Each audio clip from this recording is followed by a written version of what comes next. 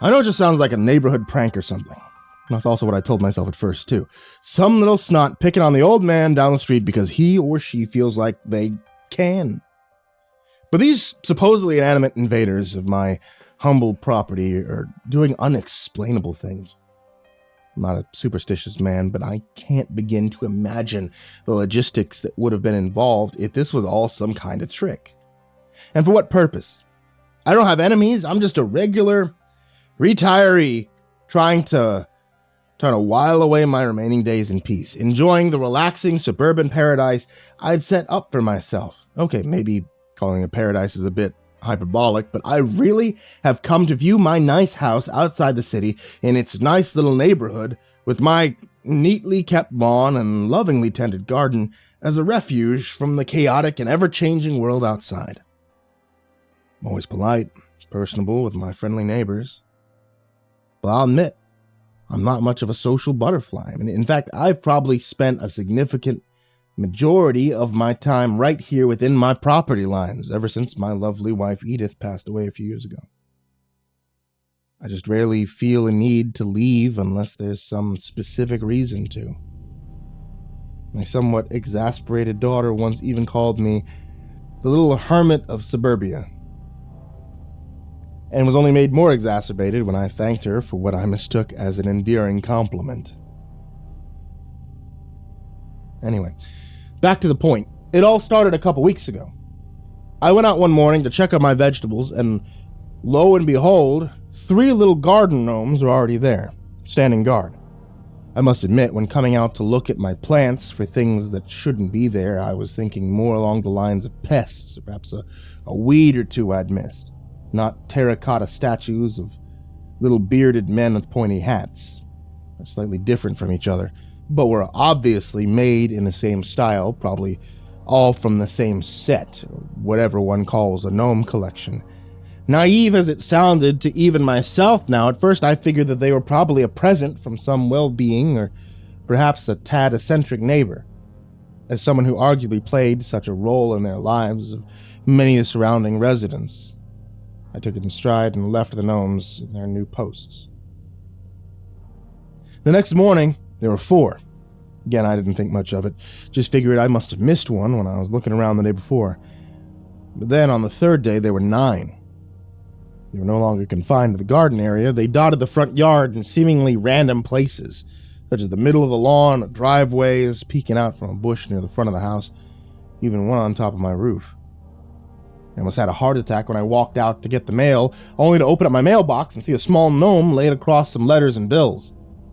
At this point, my assumptions went from gift to prank, but I still couldn't come up with any good reason that someone would be doing this, except maybe a warped sense of humor. Inquiries to my neighbors led to only a confusion similar to my own. No one knew, or at least admitted to knowing anything about the gnomes, or haven't seen them being placed. Over the next week or so, the gnomes continued to multiply, and though I'd started removing them and tossing them in the shed before locking it, they'd just be inexplicably back out the next day. I didn't know if whoever had instigated this had made a copy of my keys somehow, or was just good at lockpicking or whatever else, but getting a new lock didn't help, and I soon gave up. I was not willing to, in my mind, escalate this ridiculous battle to the level of finding and installing more secure and expensive lock systems for a rickety old wooden shed to keep the gnomes in, as I'd hesitantly have to explain to questioning onlookers and passerbys. No thank you. I also tried just throwing them out, but as you could probably guess, at this point, that didn't do much. Either the very same ones or identically designed figures would be back the next day, in the exact same spot and position that they were in the day before, along with whichever new little scoundrels had generated overnight. At this point, by the way, from what I could tell, my increasingly interested and concerned neighbors had basically split into 2 roughly equal camps on whether they really were some young tricksters tormenting me in this elaborate farce, for some reason unknowable only to them, or whether my aging mind was finally going to go, degrading to the level of buying and placing lawn ornaments by night, only to forget and panic about the next few figurines that I just put on my lawn by day. Now, none would say this to my face, of course, but the increasing subtext level of my day-to-day conversation began to clearly diverge depending on who I was talking to. My inklings were also supported by a 9-year-old girl named Lucy, who liked to play in her yard next door or wandered into the neighborhood on her bike. She'd always been as friendly as she was blunt, and openly told me to not worry about the little gnomes, they're probably just losing it. Even as her parents believed me and even defended me to other neighbors, I admired her honesty at least. As if things weren't already spiraling out of hand at this point, whatever's haunting me decided to broaden its horizons beyond just gnomes. The first non-gnome to appear was a genuinely cute little frog in a farmer's outfit, caught on a sign that said, "Hippity hoppity, get off of my property." I became only slightly less baffled once Lucy explained to me that it's from a meme. A part of me felt better at this point, because it seemed to bolster my theory and hope it was just an elaborate teen prank. After all, as I've been informed from the local news I watch every evening, kids are all about the memes these days, and they can lead to some pretty wild and absurd hijinks IRL. So yeah, I'm practically a youth myself. The larger part of me, though, I felt even more at ease. What's sticking with me was how the frog figure was actually on my doorstep facing me rather than facing the street as lawn ornaments usually do, and even as the garden gnomes had been. As they'd been at first, at least, because sure enough, I soon noticed the gnomes, even the original few, had slowly begun to orient away from the street and towards my house itself, bit by bit, day by day. Their smiles and expressions even seemed to grow darker, less jolly, more sinister. Though I chalked this up as likely just anxious imaginings when I first noticed. As they turned to full-on scowls, or the teeth became pointed. The exact demonic change varied with each figurine. I quickly discarded that notion, though. Suddenly the frog no longer seemed to just be quoting a cute little saying. It seemed like it was warning me off my own property. The house and land these supernatural little lawn ornaments were now claiming as their own. Other fixtures started to appear too, each clearly off in some creepy way right from the beginning. But at this point I was stubborn and determined to not let who or whatever was causing this to get the better of me. Not that I wasn't still scared, I guess. That it was just... This all felt so absurd and surreal that my mind was barely even processing it beyond the surface level bafflement and anger. So, for example, when wind chimes appeared that played eerily, discordant notes as they swung in the breeze, whether or not there were actually any breeze at the time, I simply put on headphones when they got too loud or too reminiscent of tormented human wails. The bird bath also appeared, stationed in my backyard. That would fill with foul, acrid-smelling liquid, seemed to collect the bird carcasses around the base, as the unfortunate animals apparently didn't notice or care about the abnormal water. They covered it with a tarp to prevent further bird poisoning. When the gnomes themselves started appearing on the outside windowsills, staring into my home with menacing expressions, less than an inch from the glass, I just closed the curtains. The picket fence I had surrounding one side of my house, when my dog Rusty was still around, even spontaneously developed barbed wire. I mean, have you ever seen a white wooden picket fence with barbed wire on top? It looks at least as ridiculous as it does menacing, though perhaps this entire phenomenon could be described that way. I mean, honestly, I didn't even bother reacting to or trying to fix that one. I believe the tipping point for me finally came yesterday, when I walked outside and the bird bath was suddenly gone. In place of the area it had been standing on, there was a koi pond-style body, some sort of knot water.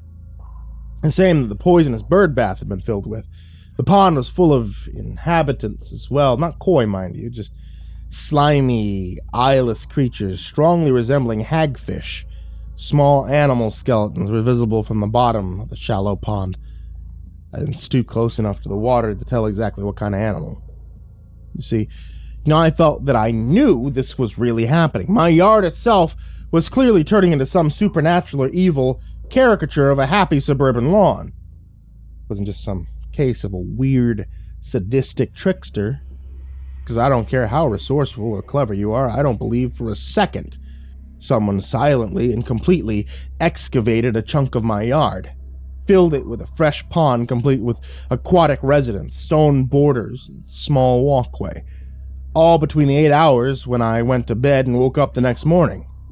I also finally knew that I was clearly not developing some perversely compartmentalized new form of dementia or Alzheimer's or anything, because by this point, I'd taken to photographing my yard every morning and night to keep track of the progress the denizens of my accursed property were making. Sure enough, no pond in sight when I checked the photos of the night before. Also, as sure as I am that no pranksters could realistically install a koi pond overnight, I'm even more positive that I myself couldn't, potential memory issues or no. So I packed up my most important belongings throughout the afternoon. I gave Lucy my phone number to call if the evil lawn spawns did anything different with me no longer home. I know it seems a little shitty to drag a kid into this, but she was more than eager at that point, and most of my adult neighbors would try to have me committed if I asked them at this point, and went to a motel.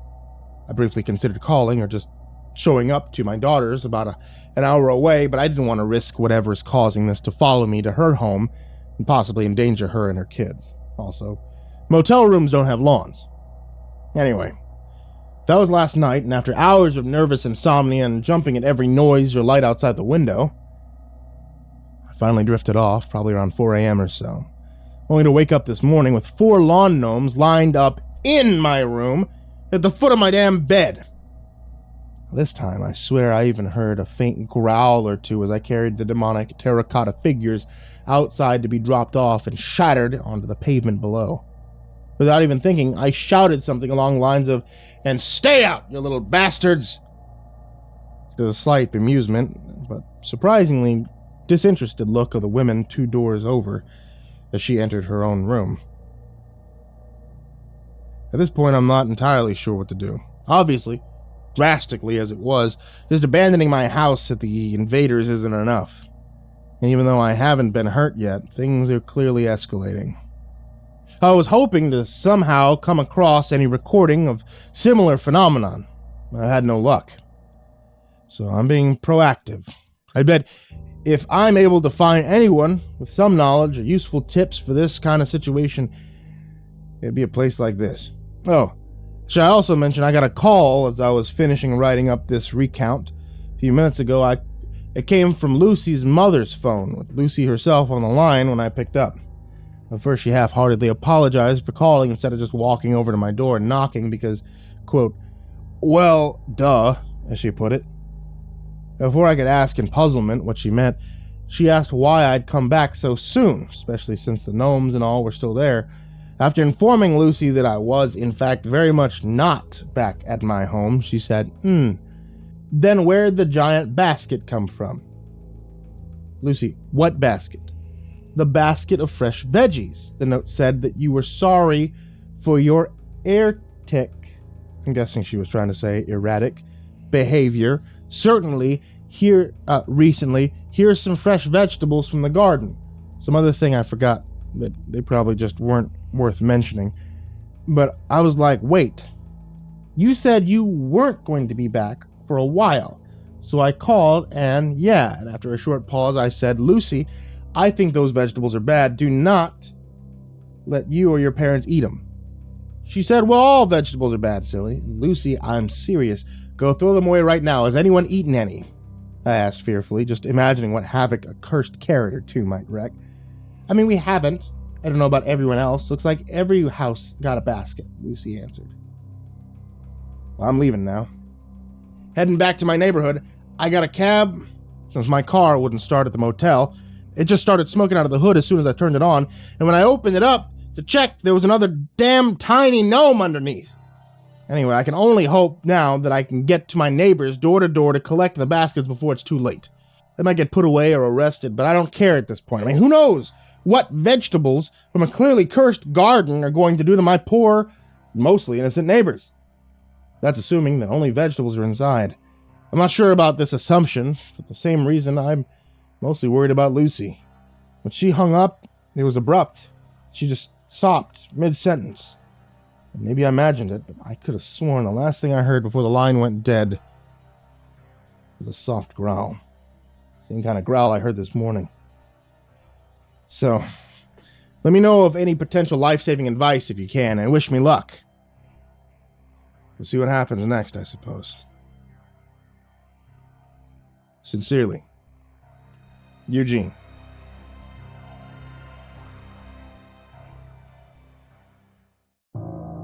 Hey there kids, it's me, MrCreepyPasta, and I want to tell you thank you so much for watching tonight's video or listening to tonight's episode of the podcast. I really appreciate it, and anytime you guys give me a subscribe or a follow or a like or a comment or literally just a watch, I can't thank you enough for it because you're the reason I keep making episodes and you guys are the reason that I love horror as much as I do.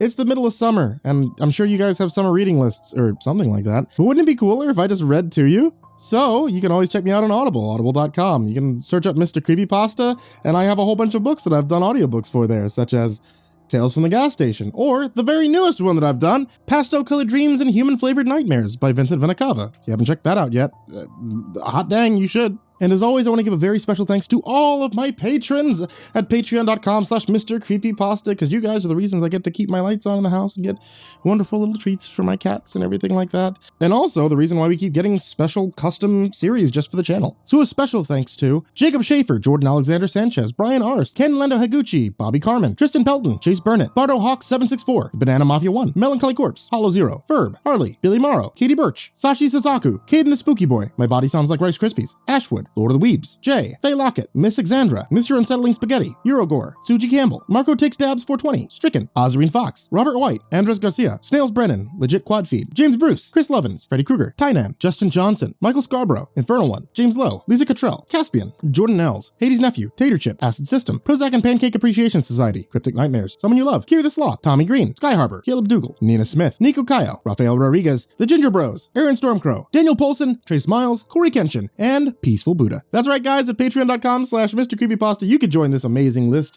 of people's names I mispronounce and the list of Patreons down there in the description. But of course, none of that is ever required. I just appreciate you guys subscribing and watching and honestly being here. So, to all of you, sweet dreams.